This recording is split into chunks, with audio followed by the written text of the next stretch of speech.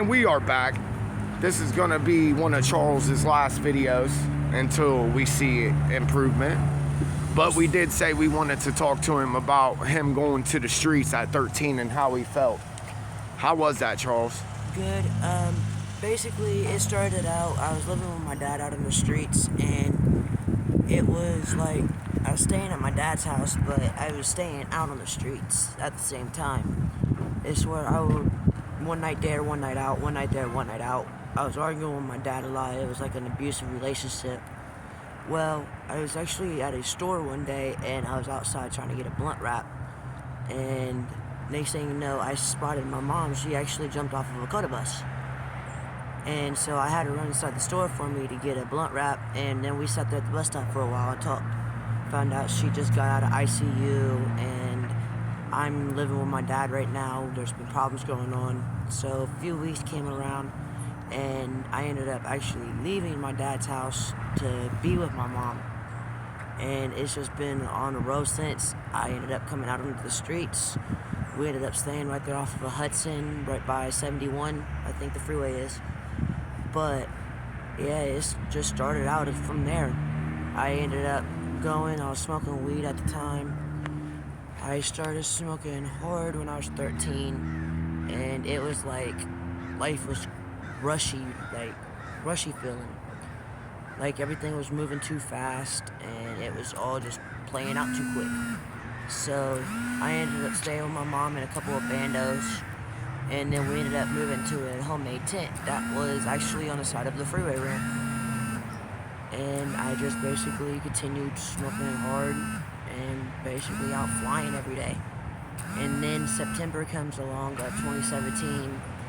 I ended up getting taken from out here actually by Children's Services, and they took me from my mom for almost a year and a half.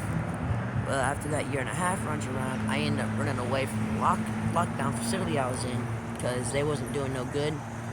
So then I ended up running away from there, and my mom actually had a place by then. So I was actually in a place then. Well, we ended up getting kicked out. There was some fights, stuff happened, and by January we was out again, out onto the streets.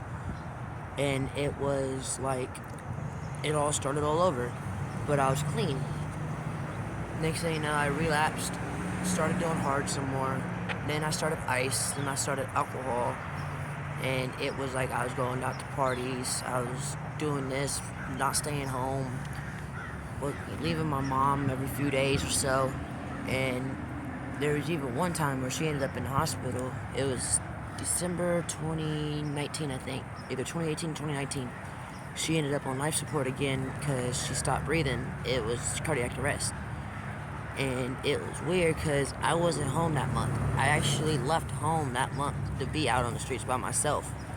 And it was like I went missing for a whole month. And my mom's Christmas gift was me back home. So then we ended up getting into arguments with some people. I ended up getting locked back up later on that summer. And I was locked up from them till August of 2020. I spent locked up when my dad passed. I spent locked up basically almost 2 years. And in August of 2020, I came back out onto the streets with my mom. And ever since then, we've just been out here. Been out here. How has this freezing weather been for you already? Oh, it's cold, but like today, it's warming up some. Like, so you're really used to it though by now? Yeah. It's nothing new, right? It was, when we were staying back there in a tent right there by the freeway ramp, it was 10 to 15 below zero. So you're the one who basically makes all the money and brings in, though? We both do. Okay. It's just, when she has her flare-ups, it's hard for her to get up and move, so she's stuck in one place. Yeah, she's in bad shape over there now. Yeah. I could tell.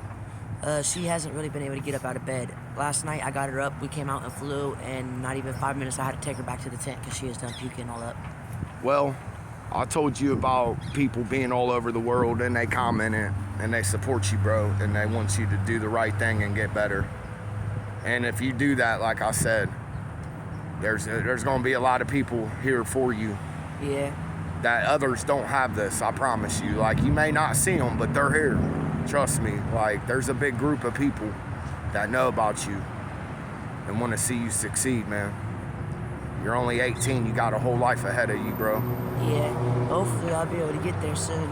I don't want to see you digging through a trash can for your dinner every night. I don't. Right. You know? Yeah, there's been times where that's had to happen. I remember we used to actually get donuts from like Tim Hortons and Dunkin' Donuts and stuff like that every night. Right. Because they would actually give them to us before they throw them out. Some nights we would miss them, so we would have to go out and grab them. But yeah, they usually give them to us. Just like Little Caesars will give us pizzas, Pizza Hut will give us pizzas. I'm gonna go talk to Little Caesars and see if I can get the pizzas at the end of the night. Yeah, because usually they don't mind. But when I they know close. a lot of people quit donating food because a couple people got sick and then they sued them.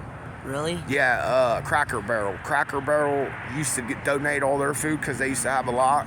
Well, someone ended up getting sick and ended up suing them, so then they just started throwing everything away. Yeah, it's really like that. But Yeah. this is probably going to be it for a while, man. I mean, unless they want to see it, it's going to be up to the viewers. And I know people text me asking about you, people message me asking about you. Like them 2 days, they didn't see you. That where's Charles?